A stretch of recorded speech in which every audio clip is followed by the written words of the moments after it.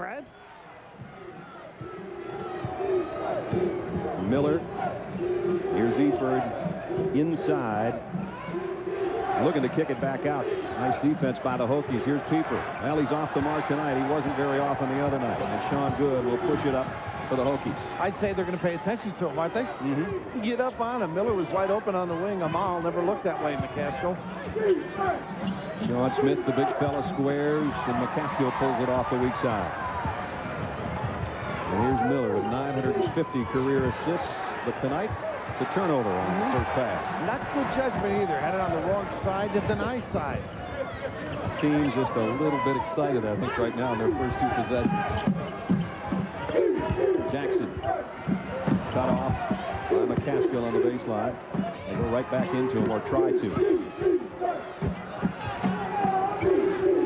Sean Good, Pieper on him, and they clear out for Good.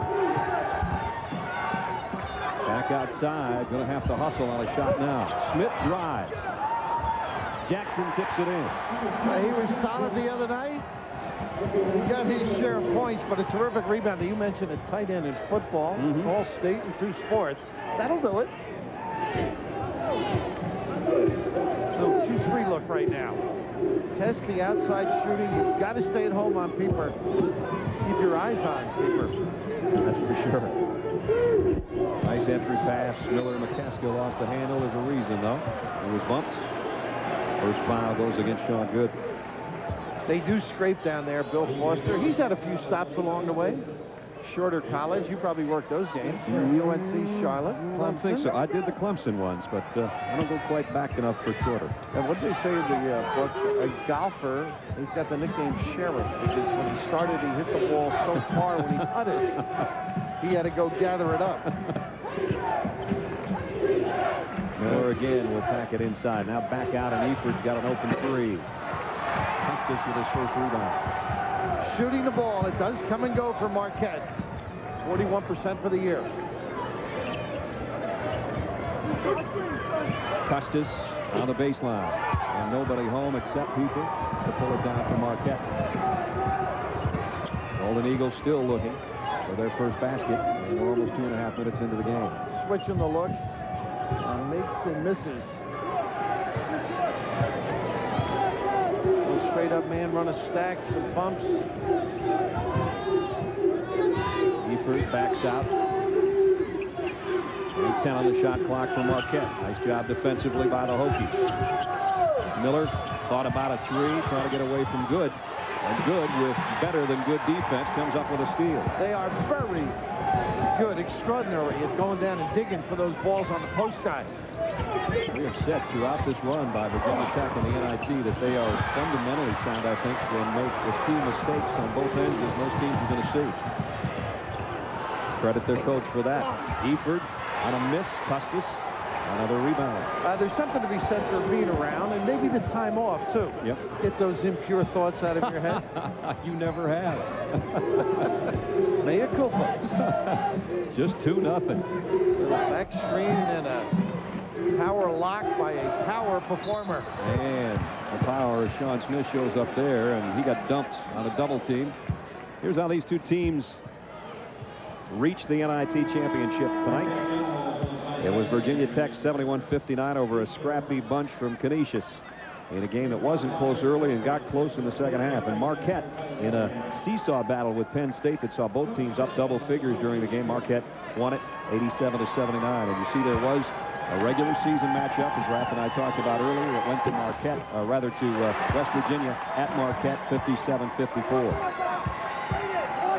By the way, Penn State won the consolation game tonight over Canisius. So here's Park Hill's Nittany Lions in their season on an up note. It's always tough for a team to come in here and feel good going home 0-2, but definitely Canisius should feel good about their season, even though they lost tonight. Nice entry pass, and a foul inside will go on Jackson. Travis Jackson, that is. As we'll see David Jackson off the Virginia Tech bench. He's about the only bench that Bill Foster's got. And Brad, a little too easy. Look at where this pass came from, the top right down. You can see not prepared, wide open. That's usually a strong completion. 3.5 in, and Marquette doesn't have a basket. That's not unlike them. the good news is, if you're a Marquette fan, they've only given up 1 hoop. Virginia Tech a little 2-3. Test the shooters. People got Watlington in the air, but Custis has his 3rd rebound. Looks like the ace is off on a tear tonight on the boards. And you got to think, too, it rests Virginia Tech as well, that zone.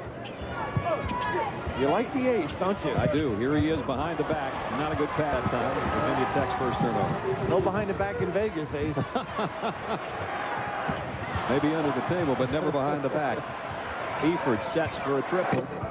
They can't find it so far. This is the way Marquette has really played all season. They can be ice cold, but they tend to put stretches together. Right now, it's just Virginia Tech early, 3-0. Field goal, and Marquette still looking for its first touchdown. Virginia Tech road to the final. They beat Clemson and Providence, then down New Mexico State with 2 seconds left on a 3-pointer in a 71-59 win over Canisius the other night. And Ace Custis has had double-doubles in all 4 games leading up to this one. Watlington 16.3 points, and he's been hot from the outside. So far, nobody really hot. Marquette is batting over from the field so far. Ace has 3 rebounds. Adrian Custis, if you will. A little emotion in that Clemson game, I'm sure. Bill Foster, having coached there. Providence, you did, which was a terrific game. And then New Mexico State with a big hitter late. Trying to lob it, and they turn it over. 3rd time they've done that. So 0 for 6 from the field and 3 turnovers. And Mike Dean's got a headache already on the sideline. Well, that eye's starting to close. Huh? You got to get some shots, fellas. Nice little double screen, a good look. Watlington, we just talked about his 3-point prowess. He misses that one. It's cleared off by McCaskill. What do you go, 4 for 4 in the first half? Yeah. Last night. Crawford spinning and running into a double team on the baseline, and he throws it away. Now, I would like to say great defense, but little stage fright, maybe. The main ring. It's been a while since I've seen a game 5 minutes old and one team that hasn't scored, and the other team only has 3 points. I guess you never did our games, huh? You were probably in college when I was coaching. I was lucky. They will run some nice things, get it low to the box. Either Smith, Jackson, or Custis is doing a nice job on the glass for Marquette. Tony Miller trying to create something. Eford, 3 is short. 0 for 7. Pieper, try another one. Got it. Give that kid's family a scholarship. Now, everybody in the family's been an athlete. His brother played basketball at Wisconsin Oshkosh, and his sister Ann, a 3-year starting point guard at UW Milwaukee, and his old man, a pretty good football player at Oshkosh. So they've had it in the family, and Pieper with his first 3 ties us up.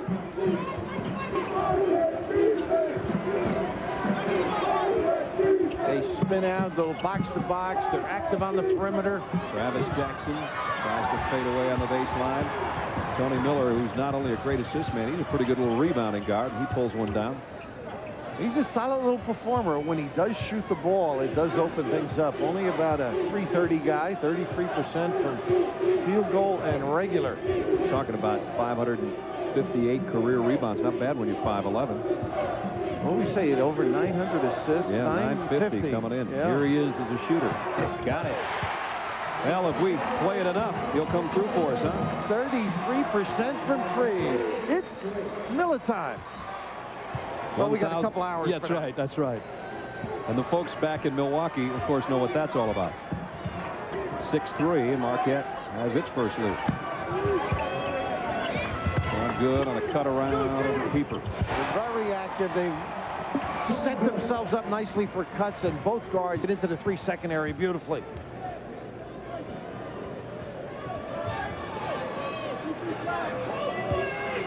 Miller now will back it out.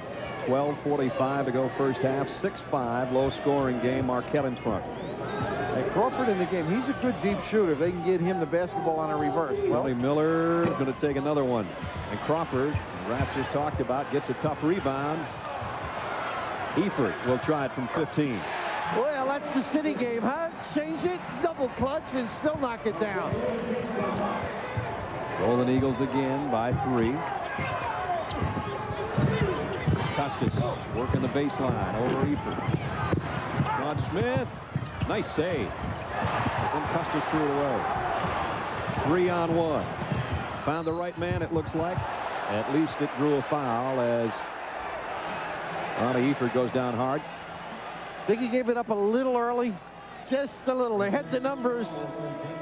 And when you don't score well and you get the open floor opportunity, defense could react, maybe one more and freeze the defender. But earlier from Berkshire and New Hampton, this was not learned in the suburbs. Double clutch and knock it down, Ronnie.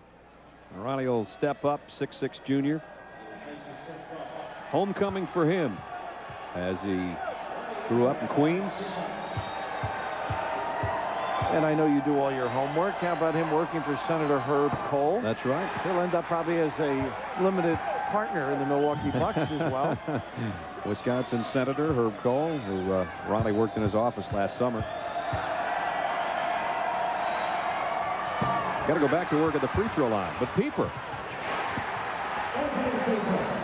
with a deuce. And now the full court pressure, trying to create some activity, get some offense out of their D.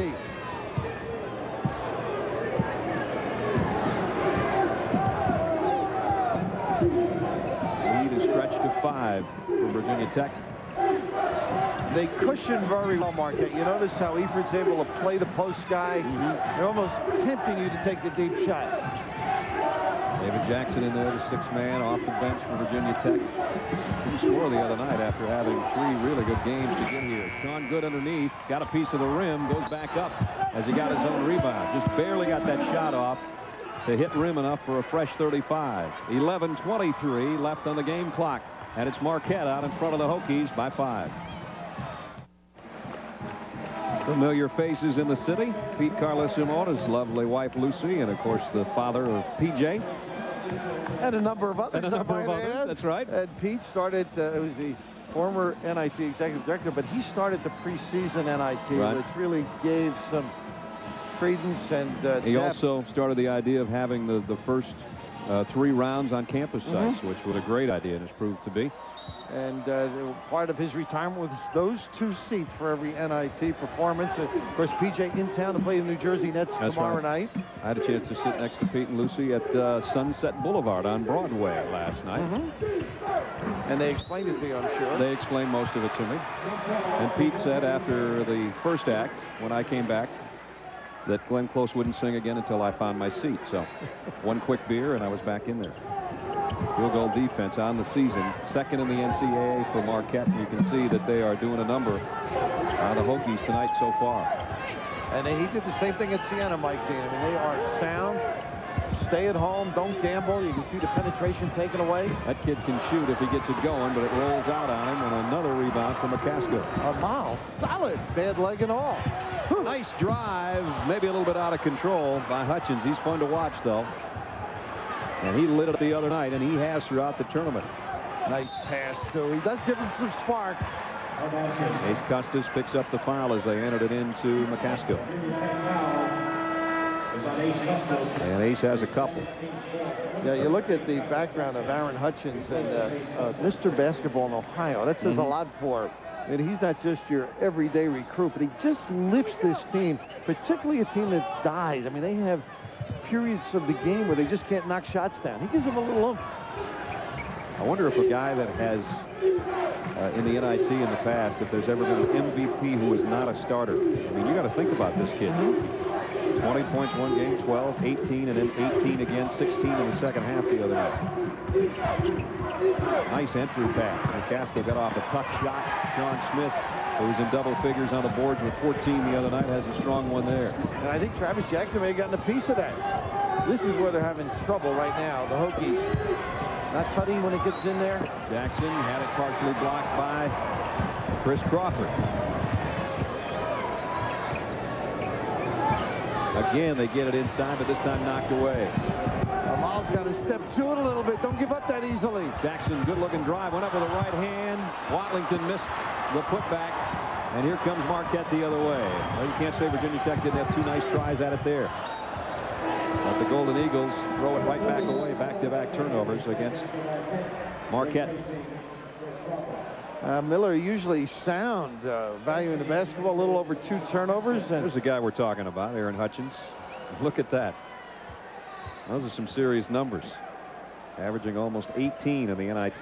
You know, going back in high school, he was the MVP in the at a 5-star camp, which is like the Grant Hills of the world. Received those honors. Marquette 6 fast breaks, 0 points. That'll get you in trouble.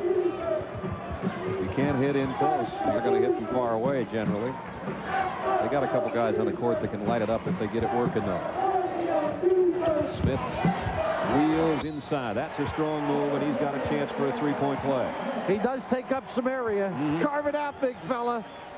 They just have not had the ability, because of Marquette's stingy defense, to cut once the ball goes in the post. And you can see on the power move to the goal, Crawford comes over to assist as Abraham beaten with the drop step. He does have some power, huh? Don't bring him to a cafeteria. Lights out. You notice he blessed himself now. This could give the church a bad name, you know. If he misses the free throw, you mean. Exactly. That cuts it down to a 2-point ball game. We had guys try everything. 9-10 left first half.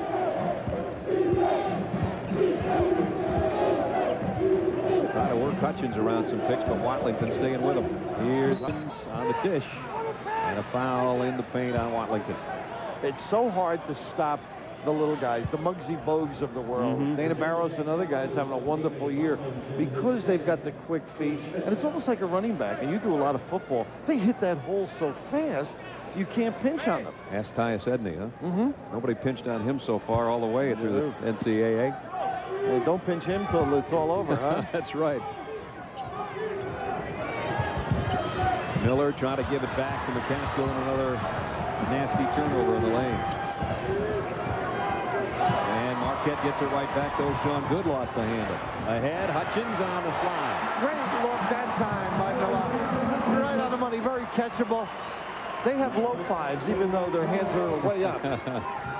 One's 5'11", one's 5'9". 8.5 left first half. Brad Nessler, Bill Raftery with you. The NIT championship from Madison Square Garden, where it was Michael Jordan's show last night with 55 in this building. Hello, Sean Good all alone. Just a simple cut, just a brush screen.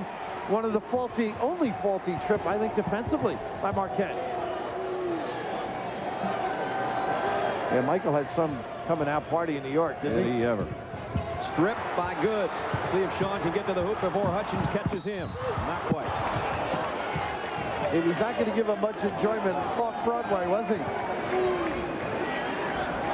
Now that time they handled the penetration as Sean gets a little piece helping out as David Jackson's guy goes by. And right here he looked at his right and forgot the speed of Hutchins. Aaron says, I did it. His first. And Sean Good out of Columbus, Indiana, steps up. 4 points on the night with a couple of rebounds. And you saw his numbers from the Canisius game. 15. He had 15 against New Mexico State, 21 against Providence. Only had 1 point against Clemson in the NIT first-round matchup. And Virginia Tech with a great history. John Wetzel in the system with the New Jersey Nets, a great performer there. First, you mentioned Alan Bristow. Well, Virginia Tech loses the handle again, and then Jackson, trying to get back, picks up a foul. And getting back to them, 7th NIT, 1 in 73. And what a schedule this year. I think it's toughened them up for the end of the year. And they're back within a point now with 7:51 left first half. The Golden Eagles huddled around their coach, Mike Dean. They lead by 1. 12-11 our score, a low-scoring contest here in the NIT championship with 7:51 left in the first half. I'm sure a lot of you know the story about Hoop Dreams and Will Gates, the sensational high school player who has gone on and is a Marquette Golden Eagle now. And he had a kind of a different week, as a matter of fact. Had to hustle back to Milwaukee for a very special occasion. His wife gave birth to their 2nd child this week, and he made it back in time for the ball game. We asked him if he was ready. Adrenaline, basically. I mean, I'm hyped. I mean, the whole ride, I couldn't even sleep on the plane, and I told myself that I was going to try to sleep, but I couldn't sleep at all. Gas tank's full if he gets a chance to get in there. He's one of Marquette's reserves. And William Jr., born yesterday morning at 7:30. We congratulate William and his wife Catherine, and that joins 5-year-old Alicia. It's final college game, and anybody that saw the documentary film Hoop Dreams knows that Will was one of the co-stars, I guess, if you will, of that. And his hoop dream would be for Marquette, of course, to win an NIT title. And then it's down to, he's going to have some diaper dandies, as Vitale would say, I guess. He's got some work to do when he gets home. These are diaper dandies that are expensive, though. You know it. One thing about Gates, and I met him earlier in the year, his alternate dream's not too bad either. Going to get his degree, perfect family, just from hard work. Oh, a little reverse. Got a big fella. Amal took one in the face as well. Trying to clear the tears right now after his first basket of the ball game, as we've seesawed the lead back and forth, and Marquette by 1 again, 14-13. Jackson was open underneath. They didn't get it to him. And you can notice Marquette paying attention to the deep shooter. Hand in the face of the perimeter guys. Custis, nice cut to the basket, and he drew the foul. You mentioned Bill Foster and his experience and how well he's done in his career. He took Custis out, put him back in, got him to the box, and then the dump down and a good, strong power move to the goal. Travis Jackson will have a seat on the floor. Sean Smith, David Jackson, Sean Good, Damon Watlington, and the man at the line, Adrian Ace Custis. And that was a shot of Bob Hussey talking to Travis, and he's got a little background too. Belmont Abbey, Nick Davidson. Yeah. And how about the lineage of Belmont Abbey? Al McGuire worked for Navinas down there. That's all he spends now. But I know he's home watching the Marquette program. When I was in town, he went over to watch the shoot around. Very proud of what's happened under Kevin O'Neill and Mike Dean as well. And not easy to replace that guy. They still remember Big Al. Back in 1970, brought his team up here as he shunned the NCAA, turned them down, wasn't too crazy about moving out of Dayton in that regional. They wanted him to go down to Texas, and he said, nah, I think we'll go to New York instead. Came up here and won it all. They changed the rule after that. Yep. You go. And Al took care of business in, what, 77? Yep, 70. Yeah, 77 for the big one, 70 for this one. And this was a big one for them. They were 26-3 that year that they won the NIT title. That's pretty strong. Smith with a board. We're tied at 14. Custis wide open. And that's his shot. Good penetration and the kick. Here comes Hutchins. Lobs ahead to Crawford. And Crawford didn't have enough room to work and bodied Sean Good to the floor. And second foul on Crawford. I'm sorry, Brad. Hutchins should have given the ball up. Caused the problem for Crawford. College basketball slam dunk and three-point championship coming up Friday and Sunday. Part 1 on Friday, and then the conclusion on Sunday. Some great players in both the three-point contest and the slam dunk action. Plus, you'll see the women's three-point shootout. Dick Vitale and I will be in Seattle to call it for you. I know you're heading out tomorrow, so am I. Looking forward to it. But first, some business right here. See if we can heat these two up, huh? Right. 5:40 left in this half. It's not high scoring, but it's dead even at 14. And they're throwing some bodies at Custis as well. Joseph in there now, giving him a lot of looks. Custis squares from 15. Ace is off the mark tonight. Ace has got to get down in the hole, I think. I think so. There's Joseph on a little hook. He's got to relax, I think. Get in there at halftime, get some composure. Too good. He's had some good looks as well. Nice job on the boards, but no points for Ace Custis yet. Marquette showed us the other night, when they get hot, look out, as they were 15 of 22 from three-point range. Scary. And unfortunately, they keep the opponent down. We had the graphic up 38% from field goal defense. And that's been their saving grace. Able to stop people as they struggle. Maybe put Ellis in there might help them. What do you think? Put Bo? Bo Ellis, assistant coach, right next to Mike Dean on the Marquette bench. Marquette by 2. Hokies can tie it if they score. A little confusion as to what defense they're in right now. Some are in zone. Now they get organized. Smith wants it. See if he can back in. Double teamed. He goes strong anyway. He does have some power. And that time they had a little cut as well. They haven't been complimenting the post pass with good action off the ball. Tied again at the 4:25 mark.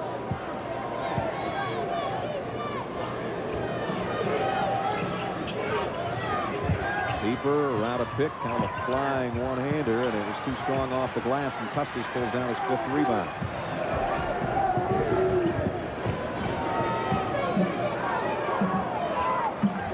Smith, straight up, air ball. Watlington pulled it off the backside, and then had it stripped by Miller.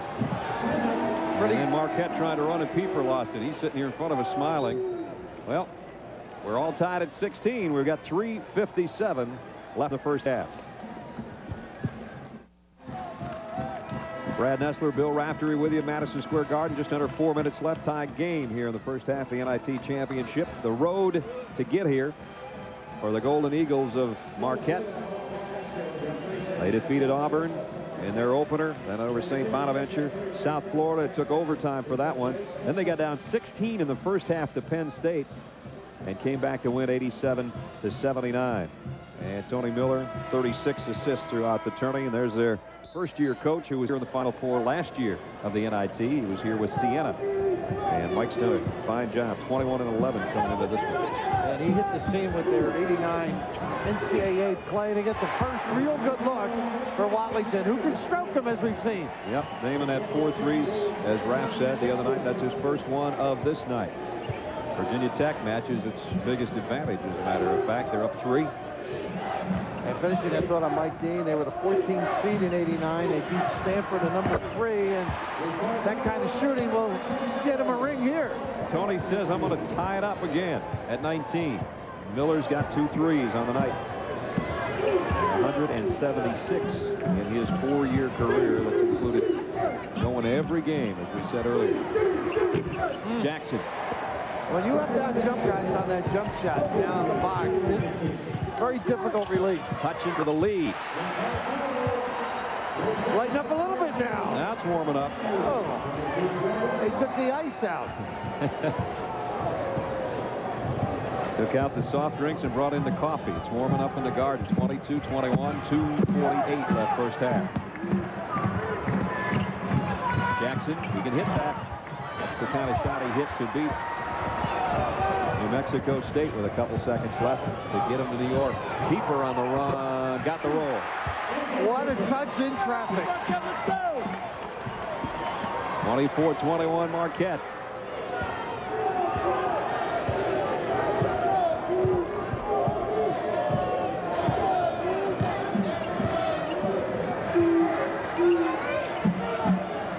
We approach 2 minutes. Sean Smith squares up McCaskill. Nice defense. Watlington, high dribble, almost lost the handle. And you can see they're really taking away the penetration. Good, tried to get it to Smith and threw it away. Pieper's known for his shooting, but a tough assignment playing these guards. And right here, their ability, Virginia Tech, and looking at earlier games, to get in right into that painted area and find somebody. You can just see the force of the pass because of the good D. And a push inside as Smith came up with a steal, but there was a reason. I think Travis Jackson held on a little bit. There's a turnover story. Marquette. Mike Dean won't like that when he thinks about it in the locker room, and he won't have to look at a stat to know they've turned it over too many times. I think they average around 15 a game, so they've had their problems. Amar McCaskill out of Maywood, Illinois. And Travis Jackson, the rebound. Jackson had a career high in rebounds the other night in the semifinal win, had 10 against Canisius. Virginia Tech can cut it down to 1. A 3-pointer would tie us again. We got a minute and a half left first half. David Jackson on a flyer. Too strong off the glass. Trying to keep it alive, but Hutchins pulls it down.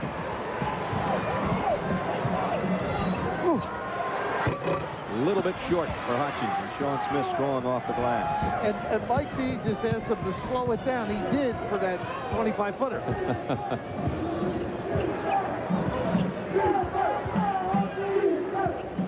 Good, has has a look. The game clock and the shot clock. Game clock in the corner, obviously, we're under a minute. Watlington thought about a three. Oh, what defense. And the spin for that shot. Sean Smith trying to go back up, and Pieper swiped it from him.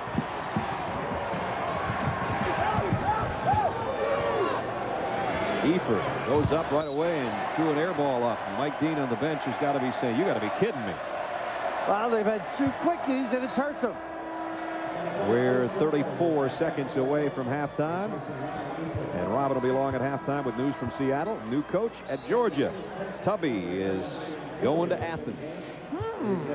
Big move from Tulsa. Now he's got to compete against his old buddy. That's right. And others. And others. We welcome him to the Peach State.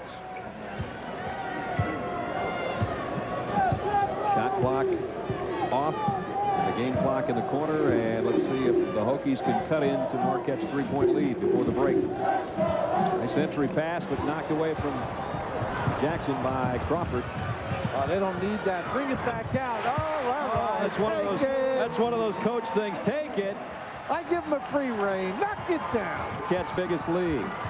Hokies try to answer before halftime. Better hustle with a shot. Watlington misses off the baseline. And the Golden Eagles of Marquette, who were down early. Their coach is still not too excited. Right there, he's excited. He looks a little bit mad, as a matter of fact, but his team has the lead at intermission. Marquette 27, Virginia Tech 21, as we head back to the studio and Robin Roberts. Robin.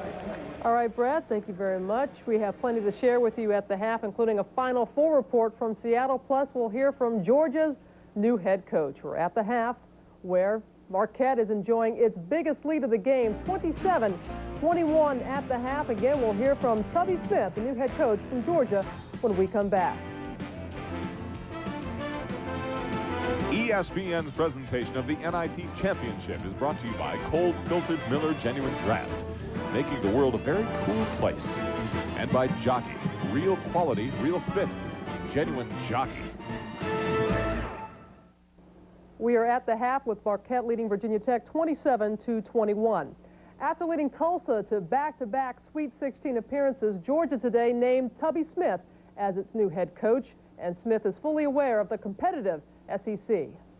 I'm from the East Coast, and I've watched the potential, and I've seen I've seen how successful the Georgia program has been, with players from the state of Georgia and the surrounding area. That's a critical part, especially recruiting. After the 4 years at the University of Tulsa, the things we've accomplished there were grandeur, but I think that there's a greater challenge ahead for me and my family, and we're looking forward to it.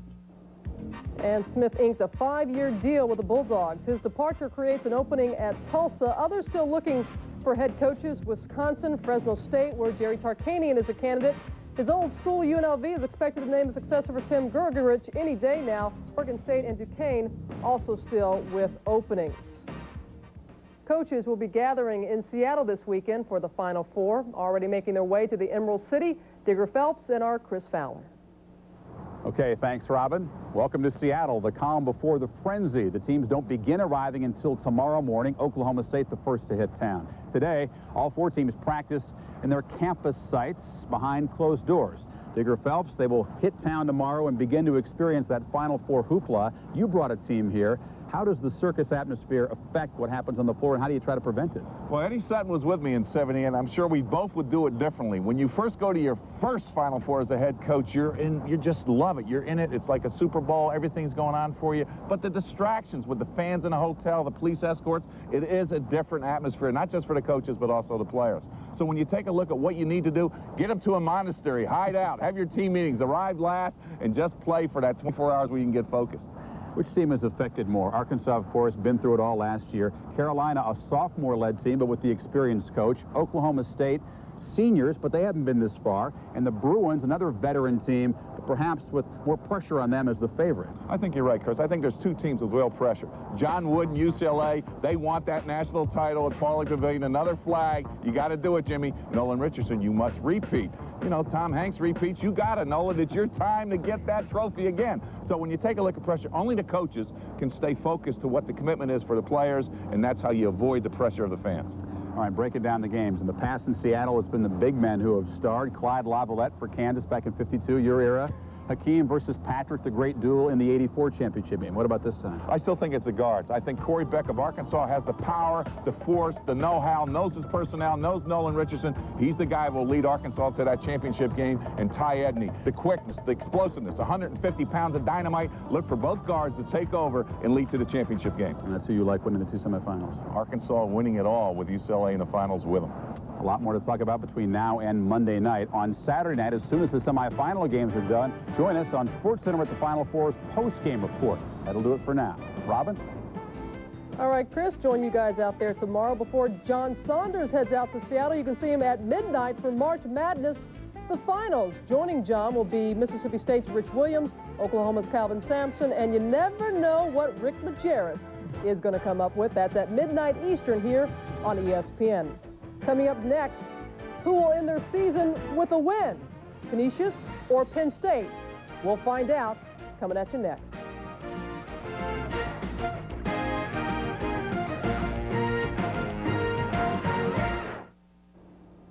Again, we're at the half of the NIT championship game, a low-scoring affair between Virginia Tech and Marquette, with Marquette leading 27-21. Before those two took the court at Madison Square Garden, it was Penn State and Canisius battling in the consolation game. It was tight down the stretch. Early in the second half, though, Pete Lysicki drains a three-pointer. The line's up by 12, but Canisius would climb back in it. That is Damon James hitting the three. Canisius within 4. Then 2 minutes to go. Craig Wise with a steal goes the distance for the Jam, tying it at 62. Penn State went up 2 with a pair of free throws. Then time winding down, under 20 to go. Corby Calloway can't get it. They battle underneath. And it's the Nittany Lions holding on for third place. 66-62 is the final. Dan Earl, 2 clutch free throws down the stretch. He finished with 17 points and 4 assists. Penn State out-rebounded Canisius 30-21. Canisius 6 of 23 from three-point range. It's always exciting to bring you the slam dunk and three-point contest from the Final Four. That's just what we're going to do twice. Friday at 7:30 and again Sunday at 5 p.m. Eastern here on the Total Sports Network. Stay with us, everyone. Oh, yeah, the man who owes me dinner in Seattle. I'm going to hold out for the lobster. Dickie V's primetime performers this Saturday at 10:30 p.m. Eastern. No telling what you're going to see with Dickie V and John Saunders. 7:30 on the coast. Dickie V will dole out his awards for the college hoops season. Stay tuned. It's at 10:30 on Saturday. Virginia Tech and Marquette were at the half. Sean Smith trying to keep the Hokies.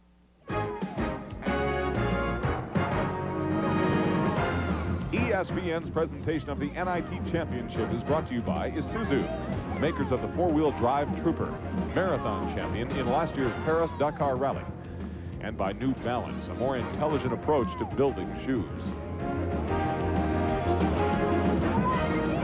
Halftime at Madison Square Garden, National Invitation Tournament 58th annual. The Golden Eagles of Marquette lead the Hokies of Virginia Tech by 6, 27-21.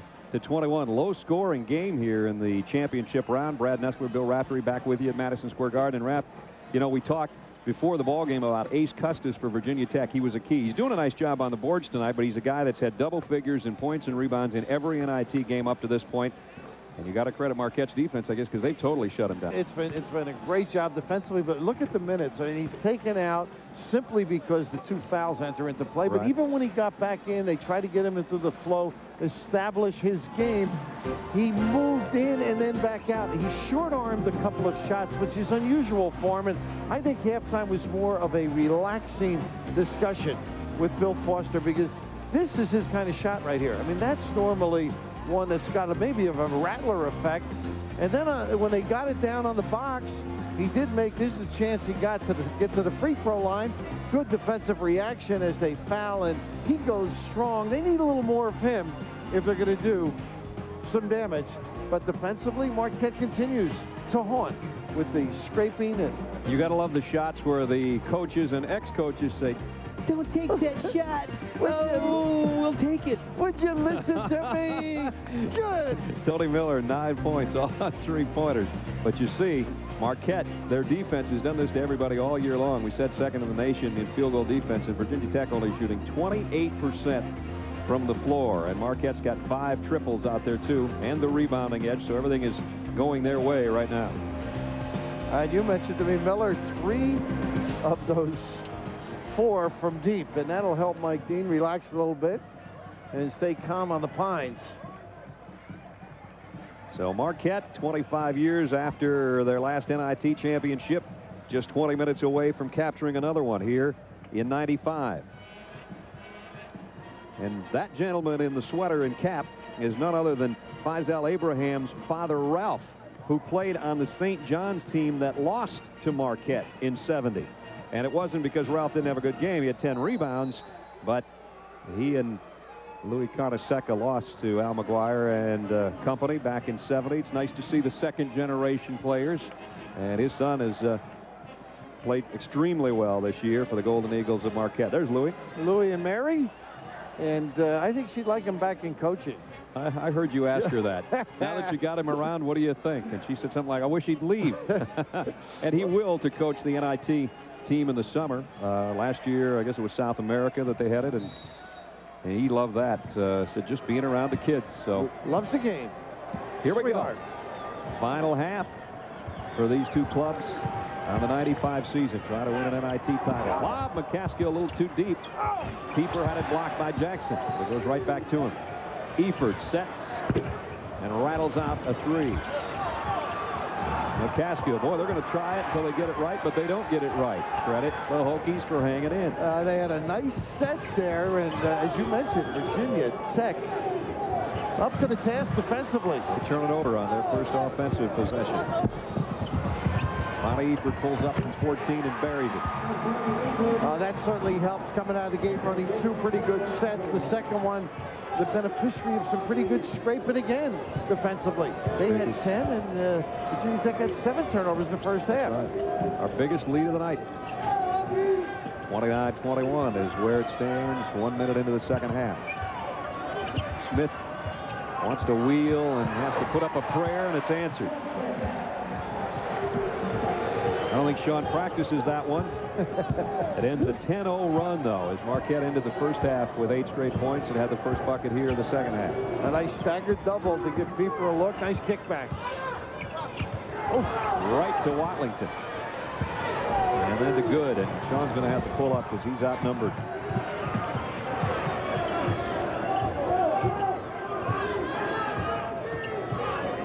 He'll set it on top. His team down 6. I think you got to give Custis a couple of touches, and they do right here. Nice little Faisal Abraham with the hand hedge.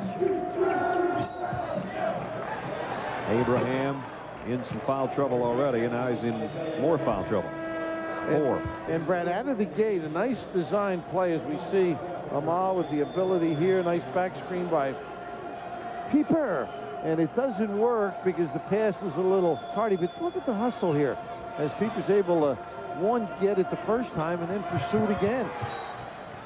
They had about 4 cracks at it and didn't score on that particular possession. Watlington, Good, Travis Jackson, Sean Smith, and Ace Custis on the floor for the Hokies from Blacksburg. Down by 6. And they had their Atlantic 10 jerseys on before the game. They are ready. Nice swipe again by Miller. Miller with a steal. Tackles 9th turnover. Miller backs out, takes one of his own. Got it. 11 for the little guy playing his final game for Marquette.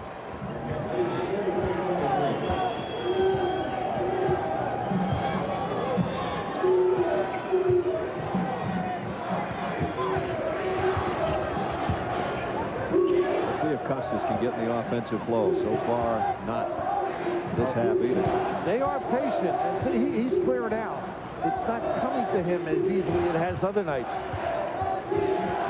8 on the shot clock. He's going to work against Eford. And had it blocked by Eford. Now they're going to have to push one up there even if they get control, but they don't. Crawford gets it. Miller for 3. Right in the right place at the right time is McCaskill. Look what I got! Oh, that three-point line, huh? Everybody runs to the goal to defend. You can knock him down, but also rebounding, a big factor on that pull-up. 10-point cushion for Marquette. This is where they can do some damage, but they just can't get cutters to get free. There's one on the other end that'll help the cause. McCaskill picks up the foul, and Sean Smith has 10 points, and he's going to try for 11. And they say he lost those 29 passes. How did he do it? I don't know. He's solid. And I was reading that note where Dean Smith referred to him as a poor man's Adrian Dantley. That's not bad. No, it's high praise. AD. Lit him up. Utah, Detroit, you name it. So Sean leading the Hokies in scoring, and that three-point play closes the gap to 7. This is where they need some effort. A little stagger again for Pieper.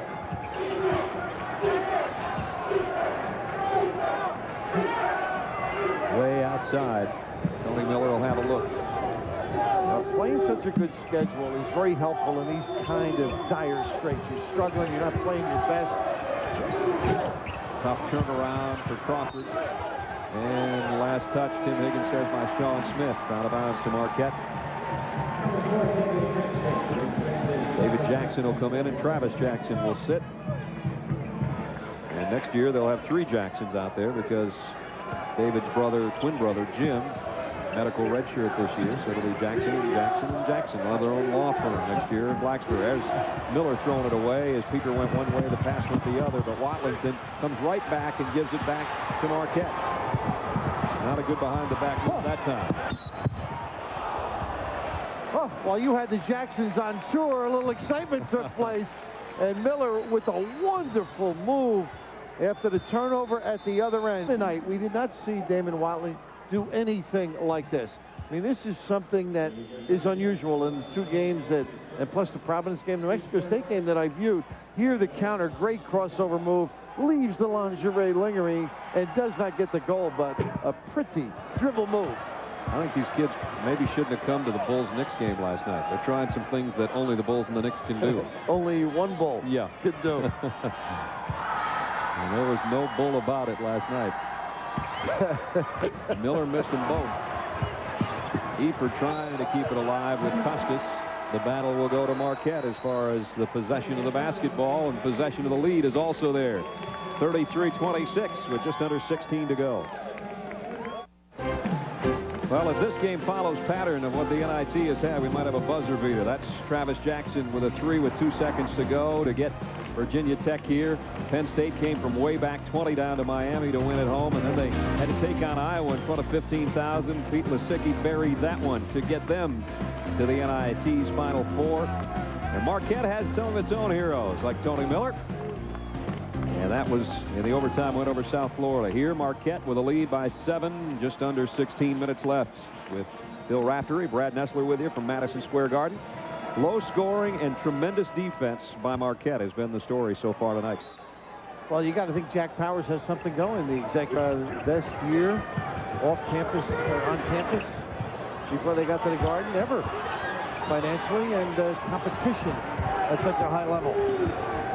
Some of those crowds storming courts on home basketball floors is always fun to watch in postseason play. You mentioned the good defense. They have really stayed at home on the outside shooters, yet playing Custis extremely well. No doubling down here. Sean Smith's been the guy for Virginia Tech that they've had to go to. They go to him again, and he draws a foul. And it's going to be on McCaskill. It's almost like Mike Dean said, I'm going to let Smith beat me, not Custis. Yeah, right. So they're just staying away, letting Amal McCaskill try and tee it up alone down there. Nobody scraping, nobody doubling. Sean Smith, 11 points to go with his 5 rebounds. Make it a dozen. Another one of those Sportary Academy guys you see all over the country. Fletcher Arrett, pretty successful. Sean says, don't forget my folks back in Gastonia, North Carolina, where he hails from, and he is helping the Hokies stay in this game with 12 points and 5 rebounds. Actually 13 points now with both free throws going down. 5-point ball game with just over 15 to go.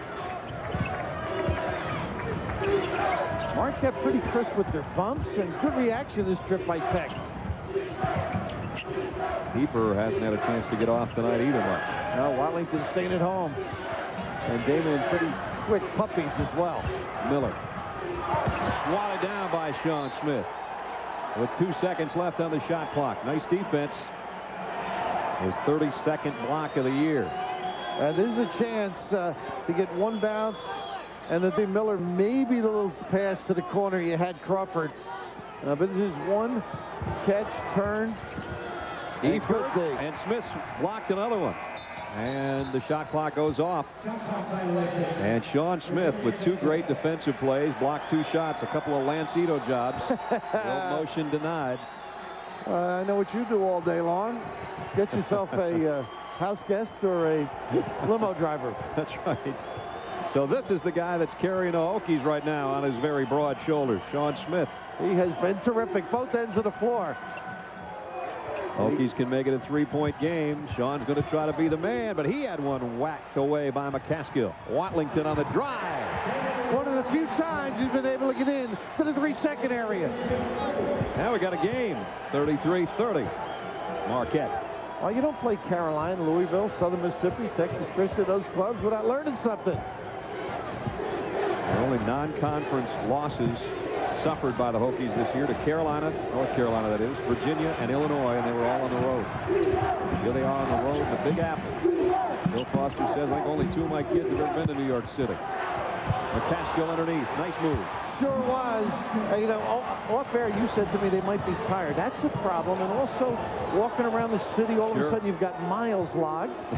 Big time miles. Amongst other things.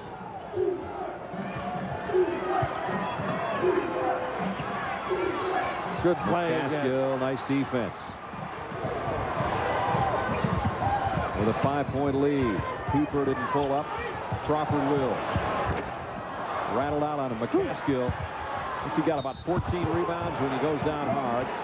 And they just got tangled up. It was not intentional on Sean Smith's part, but they both hit the deck pretty hard. Do you remember what Bo Ellis said to both of us before the game? I got a guy going.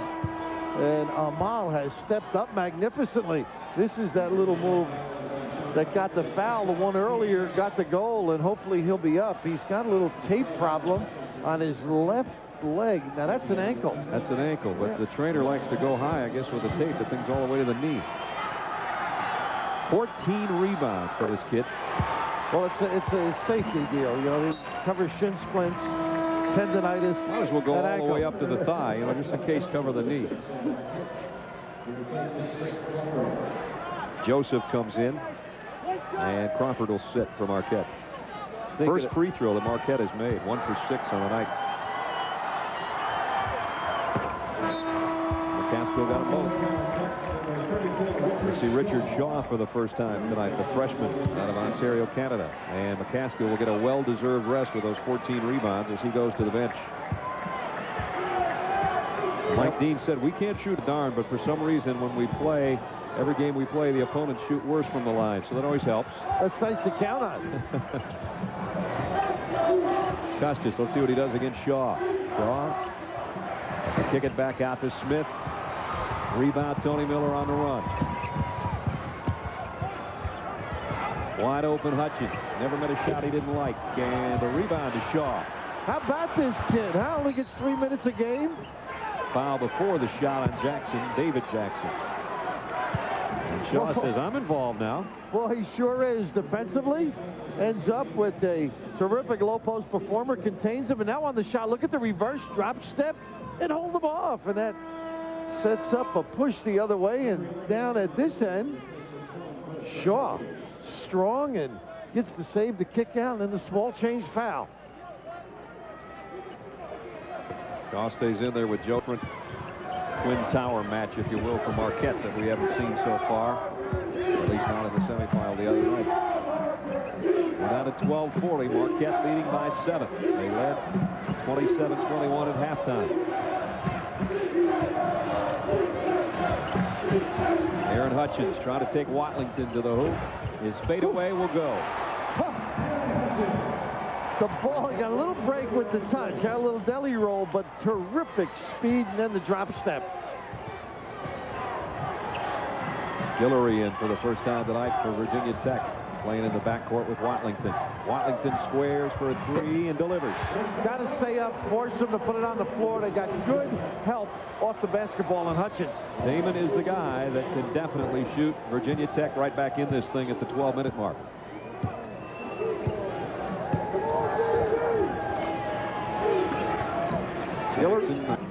Guillory, the only guy that gets some more time other than Jackson, huh? Right.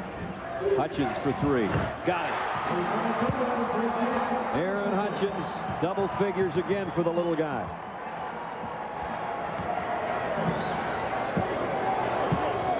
He's been killing everybody. And he's so confident, too. Marquette, after a 15 3-point performance the other night, 15 triples. They have 6 tonight. Guillory way short. Smith there to try to clean up. Sean will try it again. And Shaw didn't get up that second time. 15 for the big fella.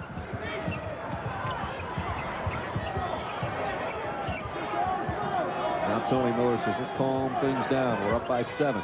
Pretty good poise, too. He was crying and brought it back out. All these baseline bumps have not gotten Pieper a pop. Not at all. He had 7.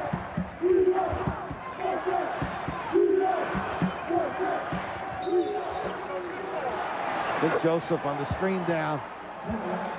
Foul line, Joseph. With 10 minutes and 45 seconds remaining in the ball game. Little Aaron Hutchins, as he's done throughout the NIT, starting to be the spark plug for the Golden Eagles of Marquette. Got the roll there, and then says, I think I'll add 3 more.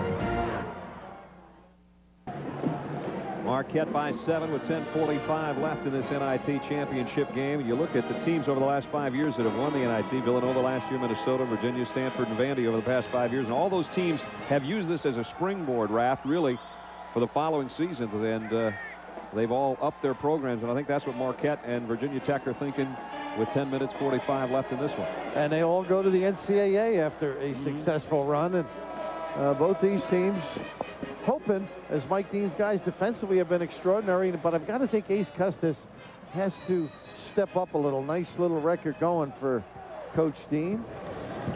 Helped out under Judd Heathcote for those 4 years. Judd was here the other night as a guest of the NIT. It was fun to have him around. Watlington will try to shake him free a little bit. Here's Custis. Committee. Guillory kept it alive, though, and Custis won't miss the second one. Nice little delivery. Down to 5. Midway point of the second half. Choice and size. There's that alley-oop. Crawford, nice catch in reverse. Well, it's tough. That's my kind of alley-oop, though. Just release it. It counts. They ran that play to open the half to McCaskill. This time to Crawford. Boy, Crawford had to make a nice adjustment in midair. Here's Custis. Well, he had a nice move to get there, but he didn't deliver. Tony Miller now in the open court. Going 1-on-2, leaves it for McCaskill.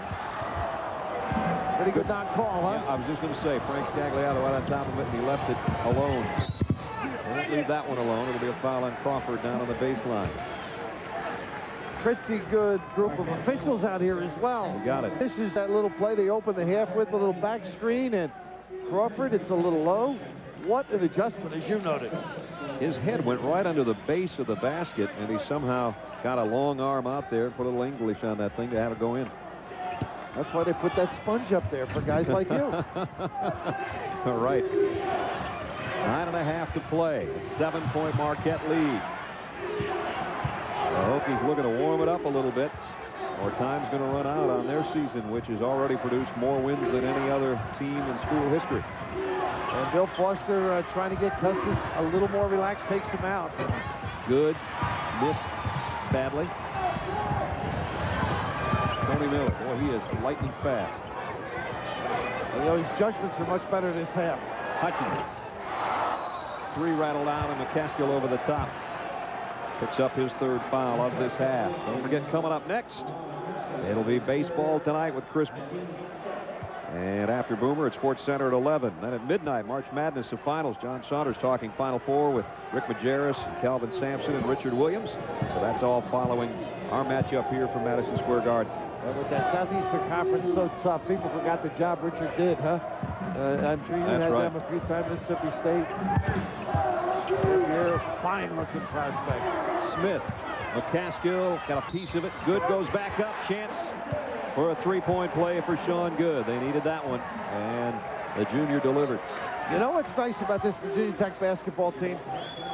They play a finesse style, free-wheeling, very loose, but now they've got to make it ratty. They've started to step up physically, assert themselves on the glass a little bit, come up with plays like this to get back in it.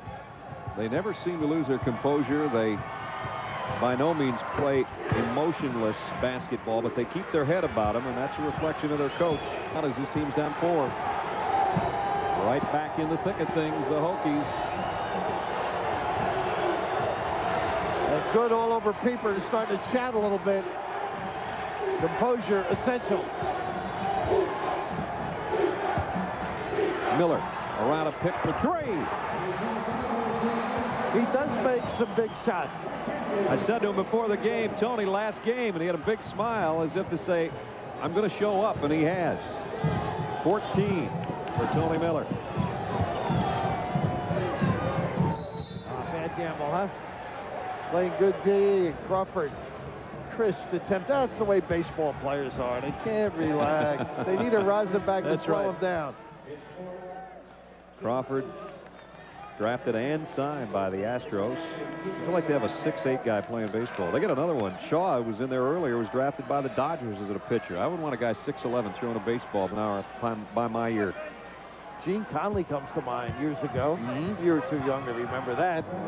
Played with the Celtics, the Knicks. I try to be too young to remember anything you remember. Jackson. You're far better off. And it's been McCaskill's night on the boards, that's for sure. Didn't need that one. What did I say about good judgments this half?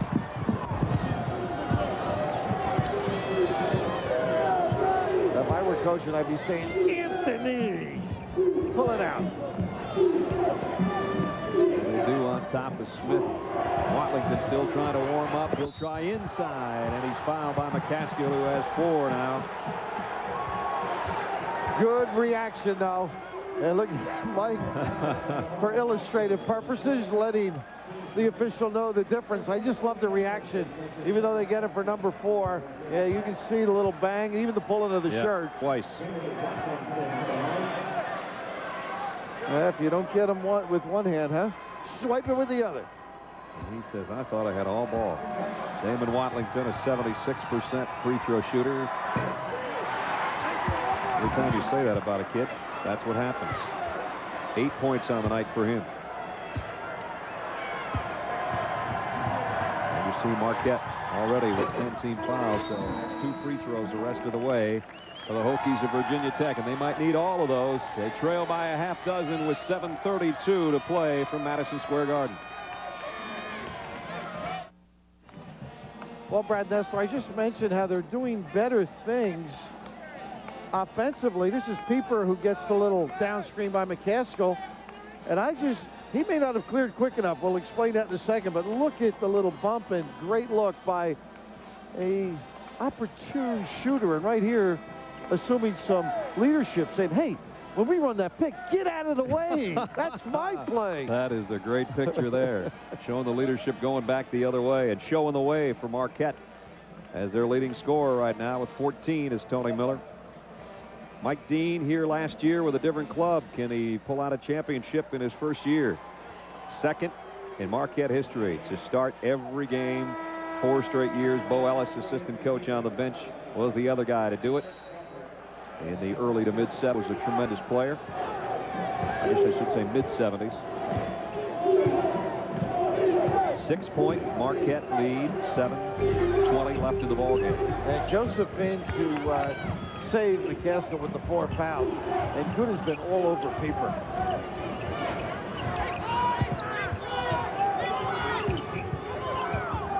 And on the shot clock, Hutchins will back it up.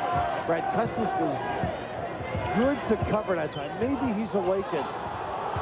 Hutchins had it stripped away. They're not going to get a shot off anyway. They come up with a steal. Guillory on the drive. Nice drive it is by Myron. Big hoop there. Cuts it back to 4.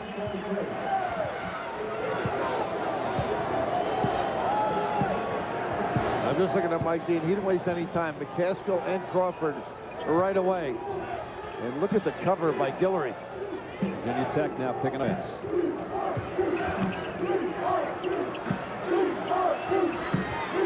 Cross-court pass, dangerous as it is. They backed off of Eford and shouldn't have. Oh. That's using all the floor. Ronnie Eford, huge three-pointer, puts Marquette back a little more comfortably in front by 7. And Eford not bad from 3 either, around 37%. Sean Smith went strong, found his own rebound somehow, and put it back in. That's a great picture. He knocked one way to get an offensive rebound is knock everybody down. The bowling alley's downstairs.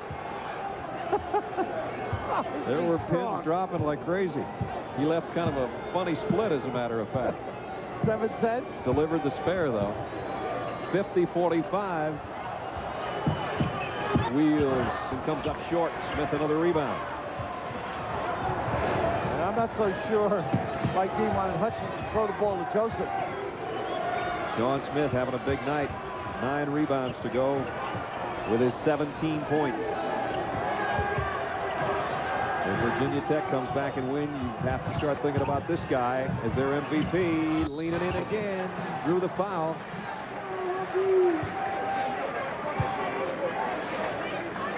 Boy, he's played hard, and you can see all the Hokies breathing hard too, because they don't have a lot of people to go to give them a breather. And one of the problems for them, Custis is being played by Ronnie Eford, who's been terrific. You may have seen them entangled as Smith went to the goal. But you're right, he's been solid. They've taken away their main option down there, and he has stepped up magnificently. Sean Smith trying to get some breath in those lungs.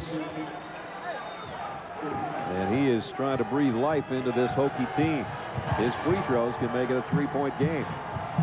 There's his numbers. Impressive. 18-9 now.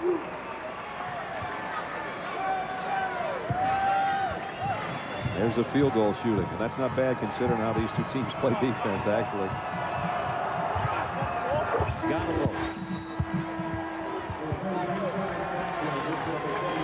19 for Sean Smith. And Travis Jackson back in.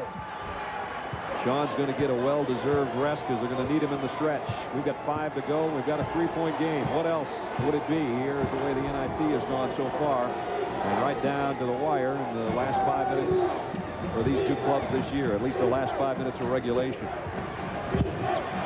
Inside. Strong move for McCaskill. Oh, and a strong move by Mike Dean, putting him in there and getting him the ball in deep. And that was a great hand by Jackson outside. But Mike Dean, well, you put him in, he's got 4. You might as well use him. And a nice drop step as he read the double down. And the kiss rather favorable. Amal up to the task. Jackson with a foul, and now Amal will step up. A strong double-double for him tonight. That was his 10th point. He can make it 11 to go with his 15 rebound. 3-point play. A big one for McCaskill. And they go with the full court pressure. Did a little in the first half. Guillory will try to clear him out. Now Custis will break the timeline. Right back to him. Nice give and go. And the gamble of the press. You open it up a little bit, and that was a terrific big-time move by the ace. He's had a quiet night on offense, only 5 points, but the Jam, they win game again.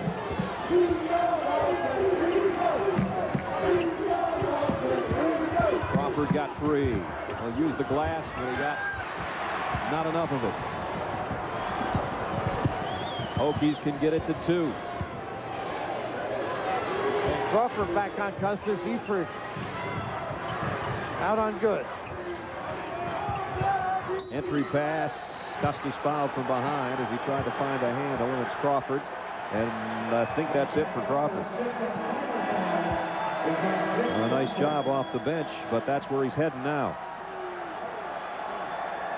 It's so tempting when that ball comes in there To try to swat it away from behind. Just get in position, a little three-quarter. 5 personals and 2 points.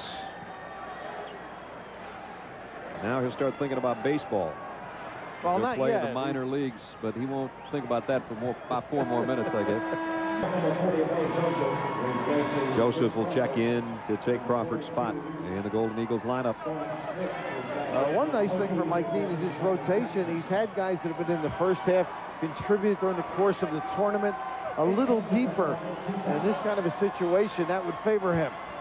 Season average, you see, 6th in the Metro, and a tough night for the ace. Well, what a player he's going to be. He finished just 4 votes shy of being named the Metro Player of the Year, an honor that went to Jarvis Lang of North Carolina Charlotte. Well deserved. He had a great career at North Carolina Charlotte. Ace got 2 big free throws, though. Lo and behold, the ace comes through, and the lead is cut down to 2 with just under 4 to play. Travis Jackson, just under 2 seconds to go. He buries that 3 to beat New Mexico State. They swarmed the floor in Blacksburg. Was that the biggest shot ever for Virginia Tech in the NIT? Doubtful. Bobby Stevens in overtime to beat Notre Dame.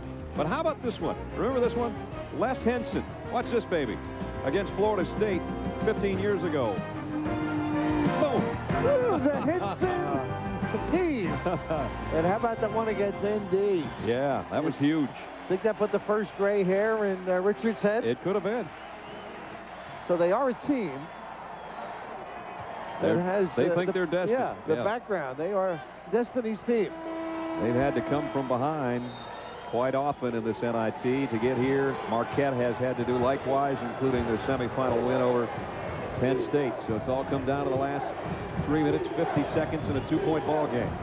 Virginia Tech has stepped up defensively a lot quicker, reading, hedging. Look at Custis. I haven't seen him work like this all half. All of a sudden, like the light came on over Ace Custis' head. Maybe just when Virginia Tech needs him the most. Here he is trying to guard McCaskill, who's going to wheel and use the glass. Woo, the kiss for the big fella. 13 for McCaskill to go with those rebounds. 15 on the night. Huge game for a huge young junior out of Maywood, Illinois. He's got the size to get the shot off on Custis, but if he settles for the fadeaway, they could have some problems. Watlington still might end up being a guy that Virginia Tech's going to have to lean on. This, though, doubled. Guillory open for 3. Got it! Oh, what a kick out by the ace. And then it was one. 55-54. I don't know if the freshman out of Lake Charles, Louisiana ever took one that big in Lake Charles, Louisiana. Well, his brother's a high school coach down there. I'm sure they've discussed some big shots in their days. He's trying to find Tony Miller on defense now, though. 2.5 to play, 55-54 Marquette, and 9 on the shot clock. Keeper having a look. They're not getting much off the dribble. They got to settle out. Miller's going to have to do it himself. Time running out. Gets it off at the buzzer, and the rebound, Sean Smith. Double figures in rebounds now for the big fella to go with his 19 points, and Tech can lead if they score. And the Hokies defense awakened. Trying to entry pass to Smith. Handle. Got his own board and drew a foul. 5, I believe. 5 it is. McCaskill will foul out with Crawford already over there. Amal may have gotten away with one before on that first release by Smith.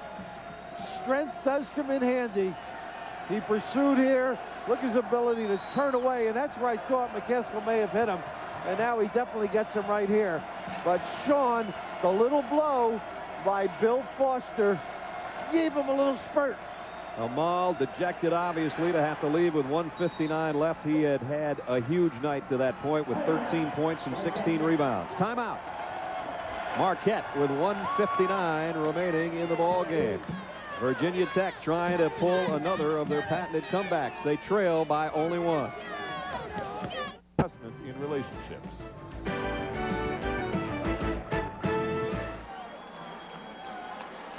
Madison Square Garden, less than 2 minutes left.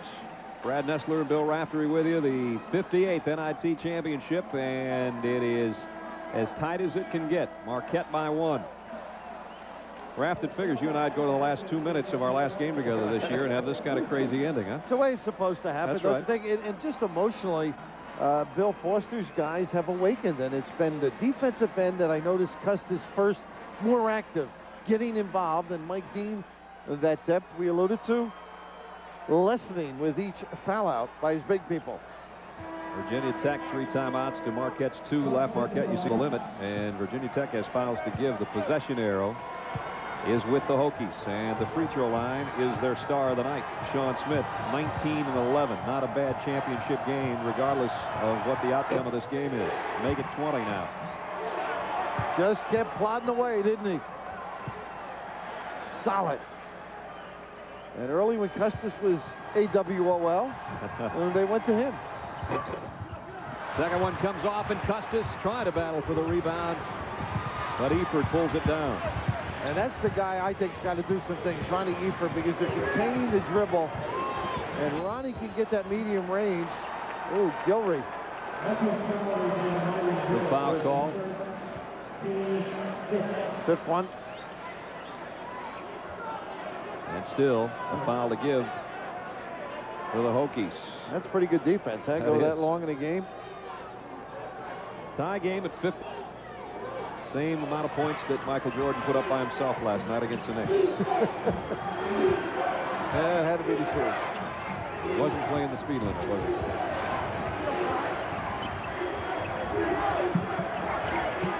Miller trying to look inside. He and Hutchins control it on top with 15 on the shot clock and under a minute and a half to go. Looking for a good shot. Tony Miller will take that one. Eford, tough board, and he's fouled. And probably a good foul, because that one would have been a gimme, and Sean Good was going to make sure he earned it. You know, it was a nice play by Ronnie Eford. He was running some baseline rubs. When he saw the penetration, just snuck himself back a few feet, weak side, to come up with this rebound. And you're right, if he wasn't fouled, it would have been a good basket. But Eford's got that ability to make medium range, that little dribble shot. So maybe off the penetration they can find him. He's got to help. The big people are absent now with the foul problem. Ronnie, number 1 scorer on this team, missed the second one. They struggled a little bit from the free throw line tonight, only 1 for 4. And Sean Smith, why not another rebound? Give him a dozen. Marquette by 1. 1:12 left. Remember about 8 minutes ago when I said such and such left in regulation? We've got a minute left in regulation. Don't count out overtime. And Eford all over Custis in there. He can't get a vision on the basketball. 8 on the shot clock. Sean Good drives the paint, has to go over Pieper, and he fouled him. Ouch! Pieper and Mike Dean felt that was just extraordinary defense, and I sort of agree with them. Here's the use of the dribble and going straight up, and that's a play on. Oh. 2 for 3 from the line, and to rattle that one around a little bit. 11 for Sean. Another Fork Union Military Academy grad. And you're a seer, I think, huh? You're figuring on OT. Now it's Virginia Tech by 1 with 50 seconds left. Here comes your ball game. And everybody in the garden on their feet. I like this. And I mean everybody's up. Pop out, dribble drive. Hutchins or Miller? Hutchins. Great drive, drew a foul. Is he amazing? And he got the right delivery, too, almost with a chance. If he went right, it's going to be blocked. But this insertion right here gives him some explosive use of the dribble. Aaron had a career-high 20 points as this club beat Auburn, and now he's got a couple of free throws coming up after the timeout that maybe could give Marquette a title. We'll find out. 3.4 to go in a 1-point game.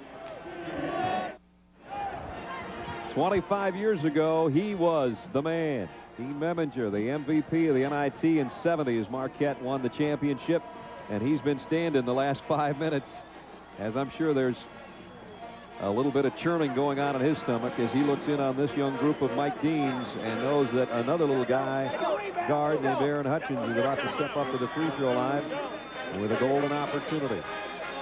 Hutchins has been in double figures every game through the NIT. 20 in the first round game, then 12 against St. Bonaventure.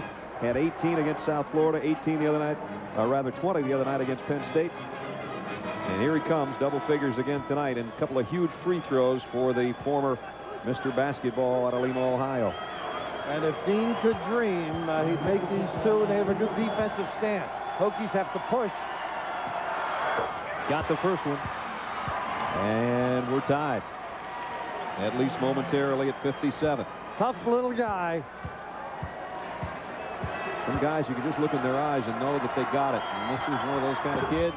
Second one rattled out. Custis a rebound. Scramble. Tony Miller stepped on the line. Stepped on the line. And Tony not only stepped on the line, stepped over the line and over everybody else here on the front row.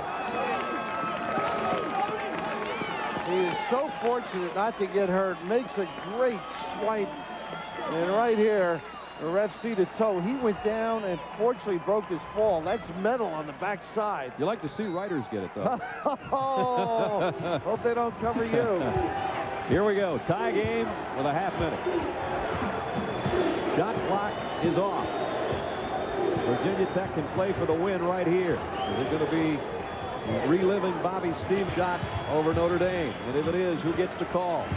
Sean Smith's been the man all night long. He wants it down low. Guillory still waiting. Now he makes a move.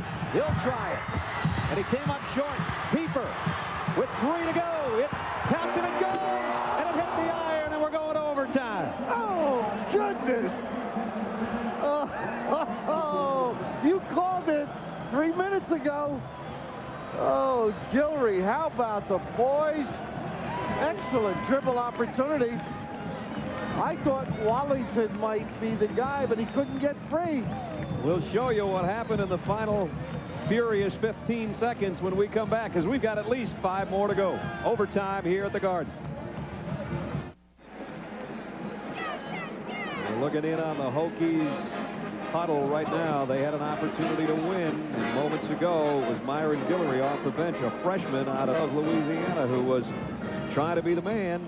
And he missed, and then you come up and you hold your breath when Anthony Pieper gets it from midcourt.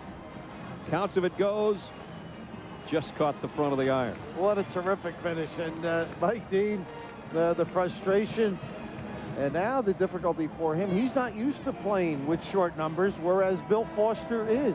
They're very comfortable not having many decisions on the bench. And the short numbers are courtesy of McCaskill and Crawford, who both fouled out in regulation.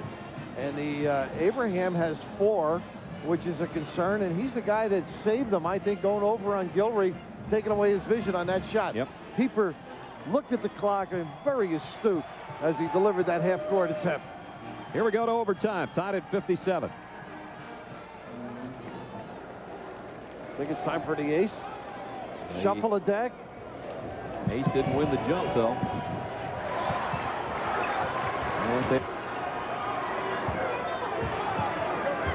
Right where we started almost 2 hours ago, even.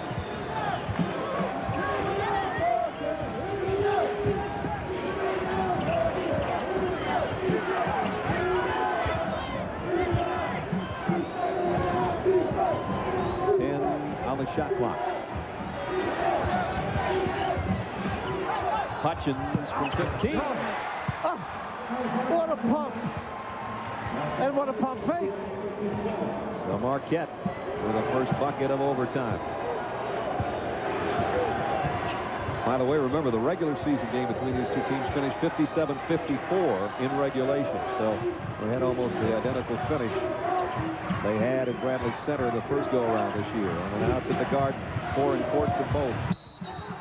And Custis got mugged down low by Hutchins. And Ronnie Eifert, who was face guarding Custis, walked him up the lane for the nice dump down.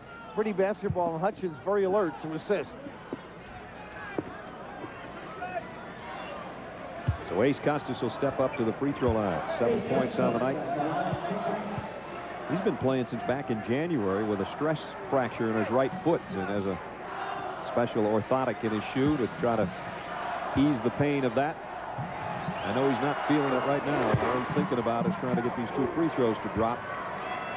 And they've had to take it easy with practice for him, too, because of that problem. More assistant coaches and managers practicing with Virginia Tech than any team in the country. It's got to be a violation, huh? That's right.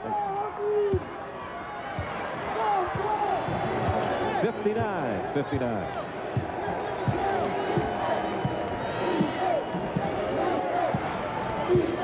Marquette not finding it easy to score right now. Stepped up defense. Hutchins, the guy's been able to do some things. People not getting good looks, Brad.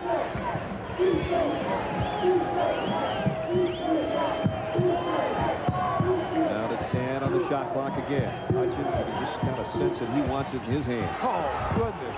That's why. Good drive. Just didn't finish it off. And Custis with his 7th rebound. He has some blow-by speed.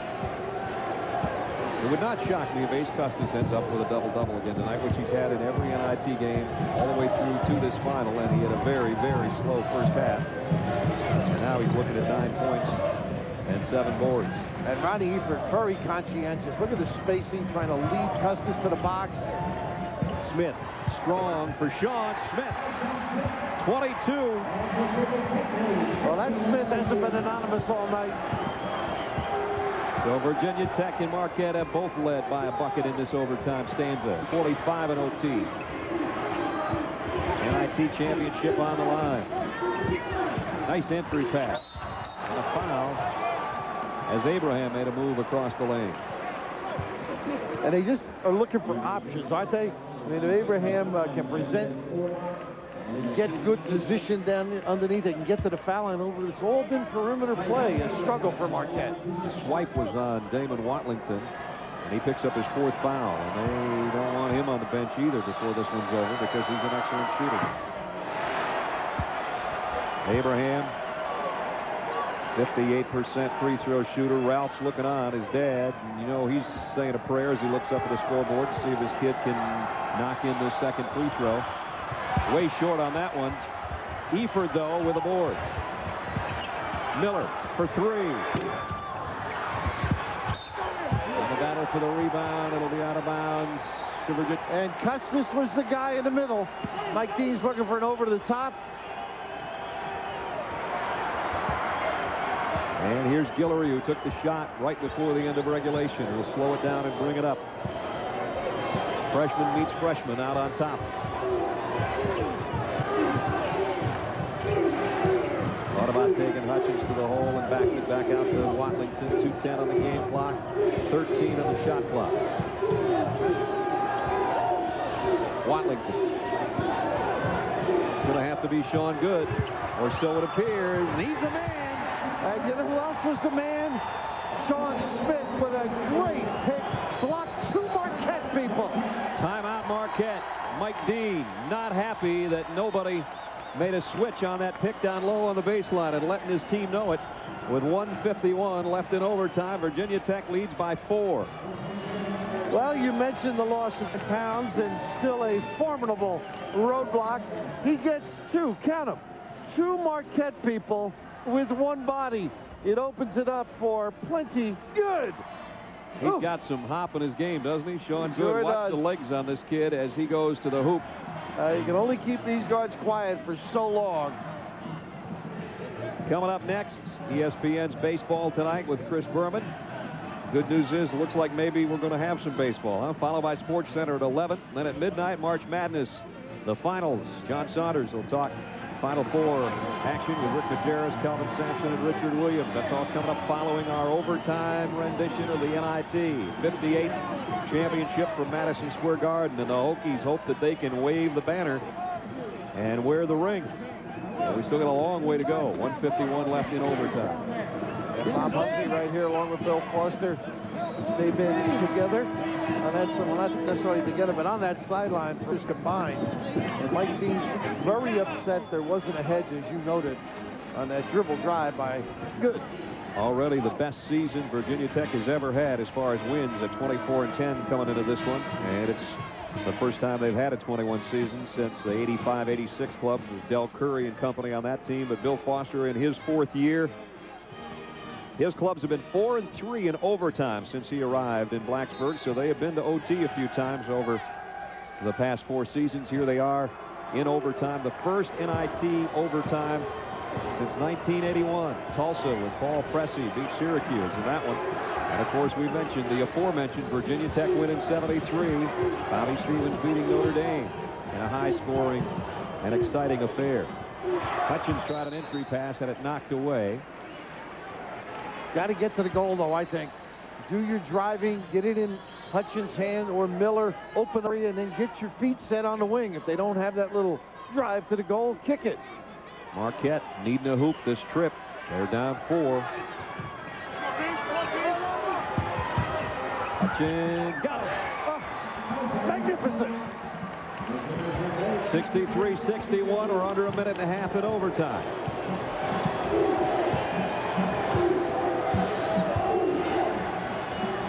Here's where Custis goes box to box. Eford doing a nice job, and Eford did a nice enough job to front him that Custis didn't see the entry pass, and it's a crucial Virginia Tech turnover. Eford's been fronting him, face guarding, terrific defensive play. Marquette can tie it. And we're down to a minute left in OT from Madison Square Garden. Brad Nessler, Bill Raftery with you. 58th NIT championship on the line. And we're already in our extra session. See if Marquette can draw even. Tony Miller rattles out, but he'll go to the free throw line to try to tie it up. Oh, he searched out the body as well, Brad. Wasn't sure. Didn't get it up on the glass quite the way he would like to. The denial out far as Eford was forced deep on the floor. McCaskill suffering like a coach now. He can't do much. Can't even look. Watch him pray. And Tony Miller's going to get time to talk about it as Bill Foster calls a timeout just when Miller was set to step to the line with 50.7 seconds left in overtime. Virginia Tech leading by 2. Don't go away. 50.7 left. You look in on Mike Dean's Marquette Golden Eagle huddle, and Marquette is not a stranger to overtime this year either, Bill Raftery. Your man there is their 2-1. Dean out there running the show, huh? Dean, the Dream Eminger, one of Al's guys, and then later on with the Knickerbockers, but 2-1 in OT. You got to make free throws, obviously. Don't turn it over. Be solid. And they've gotten a little flow now with the dribble because of these 2 terrific guards, Miller and Hutchins. And on the other end, the ace has arrived, huh? No jokers. No jokers. Somehow slid out of the deck finally when they needed him. Somebody said cut, and he hopped out. Miller to the line. And Smith has been the dealer, the croupier, all evening. Tony is not a great free throw shooter. He's 0 for 3 tonight. He is a great player, but he's not a great free throw shooter. And now Marquette is 5 of 15 from the line tonight as a team. That's 33%, almost anybody's math class. He got the second, 15 for Tony, and it makes it a 1-point game. Go with Zach McCall now, a little defense. They got to watch out for the home run. The up might bear the backcourt. Remember, 2 big guys have already fouled out for Marquette in regulation. Hutchins got up chest to Smith. Smith tries a dangerous pass, and Pieper steals it. Great play by Pieper to give it up before he fell to the floor and was called for a walk, and now Mike Dean gets the timeout. Marquette timeout. 36.7 left in overtime. And Marquette trailing by 1 to Virginia Tech. There's 36.7 left on the game clock, 28 seconds on the shot clock. So we got plenty of time for each. Well, up there in Albany, I guess they pay attention to the basketball. Right here, a tough pass, a lot of air under it. And before he came down and walked, the pass back to the point guard, Miller. Just a terrific play by Pieper, who's worked hard on offense, but he just can't get free because of defense. Don't forget, following us, it's baseball tonight, and then Sports Center and March Madness with John Saunders from Seattle. That follows us whenever we're done. We may not be done yet. We're in 1 OT. There has never been a double overtime NIT championship. Don't count it out tonight. And you've got to think Marquette with the basketball, they have run their sets, but it's always ended up in the little guy's hands to create some offense. If there is a defender asleep like that little doll, you might see Pieper get a look. That might be the only fan asleep in this place. Well, most everybody else is standing up. That baby's peepers are certainly closed. And Mike Dean's got everybody's attention in his huddle. And then conversely, you've got to think that Bill Foster is talking about good, solid defense, forced him into a tough shot. And rebound, guys, get up on the glass. Even if Marquette should score and hit a deuce, it still would be Virginia Tech's ball game to win if they get a possession. And a long way to go at 36.7 seconds. That's an eternity. Let's see how much of that eternity Tony Miller wastes way out on top. Hutchins. Miller was looking for a pick from Abraham and didn't get it. Now we're down to 14 on the shot clock. 21 on the game clock. Pieper found an avenue. They fell asleep defensively. Virginia Tech can play for the win, though. They trail by only one. 64-63. Marquette in overtime. Final 10 seconds from the Garden. Smith has a look at the shot clock. Driving on Abraham. Sean Smith puts it up. Foul underneath. With 0.7 seconds left. They give it to Abe. If they do, that is the limit for him as well. Well, it's appropriate the way Sean Smith has performed all night, Brad. Right here, he knew there wasn't much he could do. Look how patient he was, too, to get close enough to the goal. The pump fake gets Faisal Abraham airborne. And this is just a terrific play by Pieper as they didn't get out on him. Then they got their late Sean Good, and then the counter with the dribble move to the goal. Sean Smith's a 67% free throw shooter tonight. He has done extremely well from the line. 8 of 10, 80% tonight for the big fella. First one could tie it.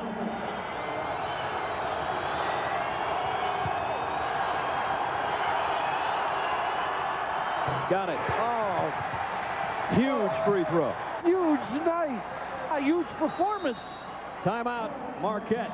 They're going to let Sean Smith think about this last free throw here for a moment.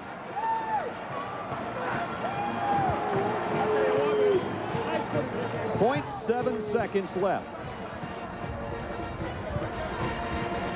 Well, it comes down to a free throw for Virginia Tech, whether or not they wear the NIT crown, or if we go more than likely with only .7 left to the first double overtime in NIT final history.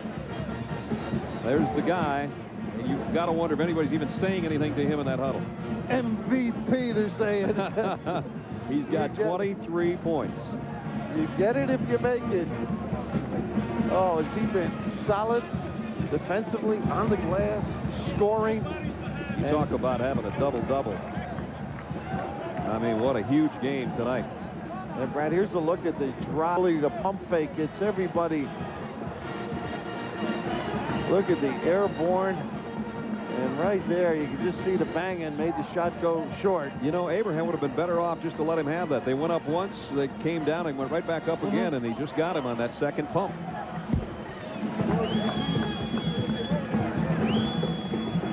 So out they walk to the free throw line. There's never been a double overtime title game in the NIT. We've got .7 seconds left. We're tied at 64. I remember Sean Smith, the 6'6 junior, saying to me earlier against Providence in an earlier round game, he said, will you say hi to everybody back in Gastonia, North Carolina for me? Hey, they might put up a shrine to him in Gastonia, North Carolina if he hits his free throw. They know who he is, but now Mike Dean had to set up his play. No timeouts left. He's got it, whether it's a make or a miss, he's got to have a play designed for one catch and a shot. For the NIT championship. Smith. Got it! Here comes the throw by Marquette. They trail by one. They've got to try to catch it and throw a prayer. Pieper. Nope. Virginia Tech has won it. And I think your MVP is getting buried by his teammates. He can handle it.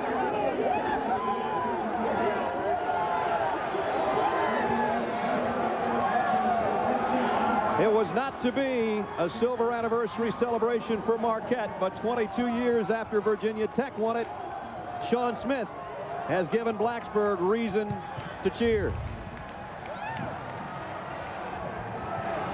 And that's what it's all about, and unfortunately, so is that. And Bill Foster walking over towards us. Just a great performance. And there's the winning free throw. He just said, wasn't that one of the luckiest games you ever saw? Well, a lot by design, a lot by Smith, and a lot of experience on the Pines. Bill Foster said, I think only 2 of my kids have ever been to New York. And Bill Raftery said, have you shown them around? He said, heck, I've only been here 3 times. He kiddingly said, Blacksburg's not the end of the world, but maybe you can see it from there. Well, it's a pretty nice place tonight because they're celebrating in the big city. The Hokies have won it. Congratulations to Bill Foster and the 1995 NIT Championships. Their first title since '73. In overtime, 65-64. Don't forget to stay tuned for Baseball Tonight coming up next. So for Bill Raftery and our entire ESPN crew, I'm Brad Nessler. Thanks for watching. So long from Madison Square Garden, and congratulations, Virginia Tech. You're the 1995 NIT champs.